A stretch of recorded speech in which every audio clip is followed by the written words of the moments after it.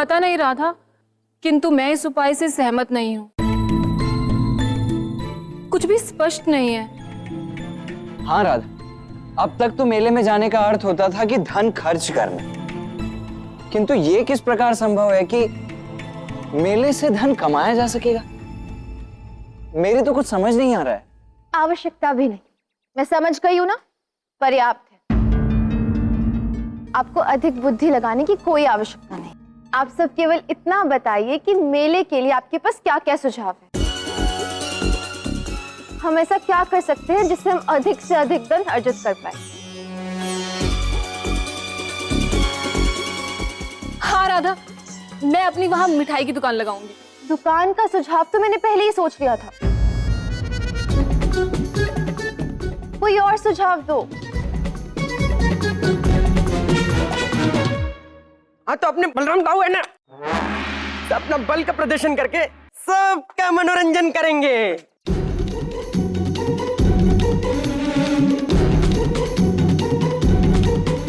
वो तो मैंने कहा ना कि मनोरंजक प्रस्तुतियां रखेंगे। ये सब तो मैंने पहले ही सोच लिया है, कुछ नया बताओ। दो, अब नया उपाय दो। अरे शांत हो जाओ, शांत हो जाओ। नया उपाय ठीक है ना, शांत हो जाओ, समझने का प्रयास तो करो। ईश्वर का धन्यवाद कहो, राधा रानी जैसी मुखिया है। अरे सब सोच लिया है पहले ही, हमें कुछ सोचने की आवश्यकता ही नहीं है। समझ रहे हो? हमें केवल राधा रानी के निर्देशन का अक्षरशः अनुसरण करना है, बस। इतना तो सरल है। राधा रानी ने कहा धक्का तका, हम क्या करेंगे? धक्का तका, है ना राधा रानी? हाँ, बिल्कुल सही कहा कृष्ण। राधा, एक बार पुनः सोचो, कहीं नवरात्रि के इस मेले में बदलाव करके हम कोई भूल तो नहीं कर रहे हैं ना? आइए, दाऊ, आप केवल बल का प्रयोग कीजिए। मैं बुद्धि लगा रही हूँ ना? हाँ,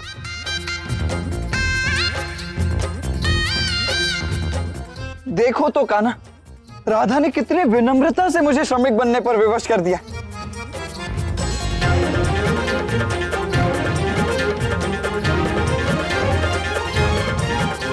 ठीक है राधा, जब भी तुम्हें मेरी आवश्यकता पड़े तो मुझे बुला लेना।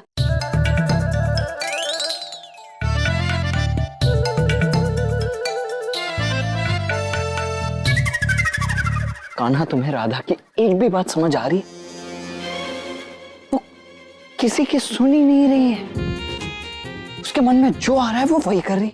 अरे मुझे ये समझ में नहीं आ रहा है कि जब किसी की सुननी ही नहीं तो ये सभा बुलाई ही क्यों? क्यों बुलाई? सावधान, राधा यहीं देख रही है।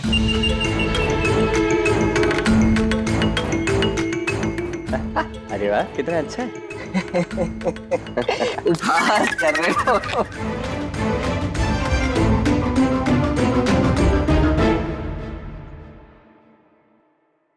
तुम मेरे साथ हो ना कृष्ण?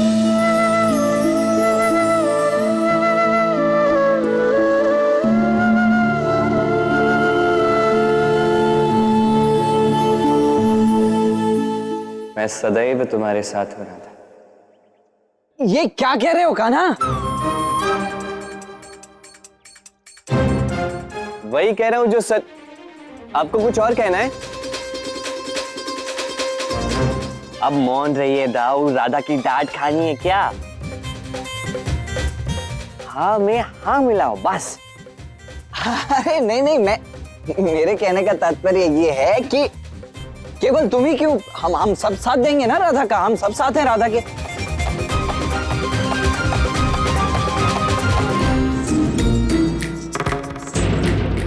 कहो अयन।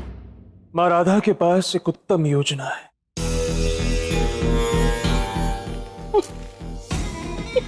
और मुझे ऐसा प्रतीत हो रहा है कि इस योजना के द्वारा वो इस संकट को भी पार कर लेगी।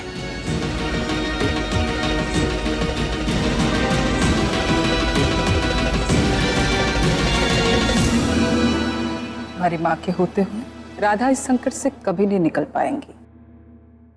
तुम बस इतना करो अयन, राधा और उन साहूकारों के मध्य जो अनुबंध हुआ है उस अनुबंध पत्र को प्राप्त कर लो।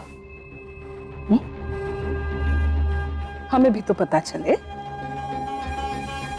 कि वो मोहन दानी है कौन, जिन्होंने इतना सारा धन राधा को दे दिया, उसके उपरांत अपने नामों को गुप्त रखवा लिया। वो अनुबंध अयन शीघ्र अतिशीघ्र प्राप्त करो।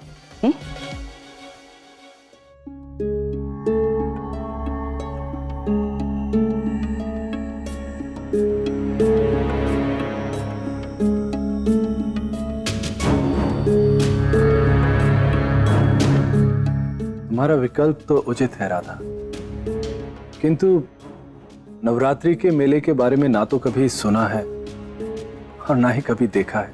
और इसलिए तो आसपास के सारे गांव के लोग इस नवरात्रि के मेले में आएंगे ना काका।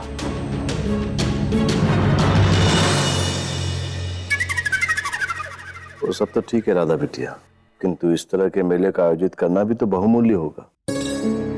हम तो पहले से ही ऋण में दबे हुए हैं। कान्हा, कुछ तो कहो कि तुम्हें भी लगता है कि राधा अनुचित कर रही है। मुझे कुछ नहीं कहना, परंतु लगता है आपको कुछ कहना है। रुकिए, मैं सबको कह देता हूँ कि दाऊ नहीं नहीं नहीं नहीं कान्हा, मुझे कुछ नहीं कहना है। बाबा, मैंने इस विषय पर सोच समझ कर विचार रखा है। आप सोचिए काका बाबा, जब पूरे 108 गांव के लोग हमारे इस मेले में आएंगे तो हम कितना धन अर्जित कर सकते हैं। और हम इस मेले का ऐसा प्रचार करेंगे कि लोगों को एक बार आने का मन तो अवश्य करेगा। बाबा, मेरा विश्वास कीजिए, यही सर्वश्रेष्ठ उपाय है हमारी विकट समस्या का। हाँ, ऐसे मेले में लोग तो आते ही हैं। अगर इस कार्य को पूर्ण करने में हमारे बच्चे किसी अनुचित दिशा में जा रहे हो तो हम बड़े उनका मार्गदर्शन भी कर सकते हैं। इसका अर्थ आपकी सहमति है इस मेले में बाबा? तो क्या हम नवरात्रि मेले की तैयारी आरंभ करें? अवश्य।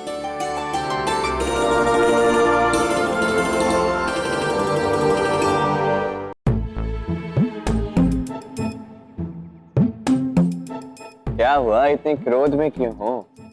बताओ।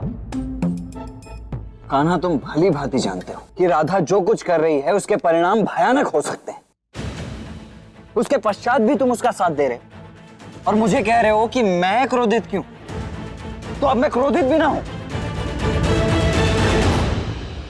मैं मौन इसलिए हूं क्योंकि राधा का मन निश्चल है। बस अहंकार का पर्दा उस पर छाया हुआ, इसलिए कुछ बातें समझ नहीं पाए। पर कान्हा, यहां बहुत कुछ दांव पर लगा हुआ है।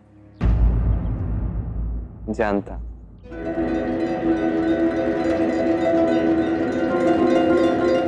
और इसलिए तो मैं उसे अकेला नहीं छोड़ सकता था। इस समय उसके अनुसार उसका लिया गया प्रत्येक निर्णय उचित ही होगा, और हम में से कोई उसको ये समझा नहीं पाएगा कि वो गलत है। इसलिए हमें उसका साथ देना होगा, ताकि यदि भविष्य में कोई कठिन घड़ी आए, कोई विचित्र घड़ी आए, उसे संभालने के लिए हम वहां पे उपस्थित रहें। समझ रहे हैं आप?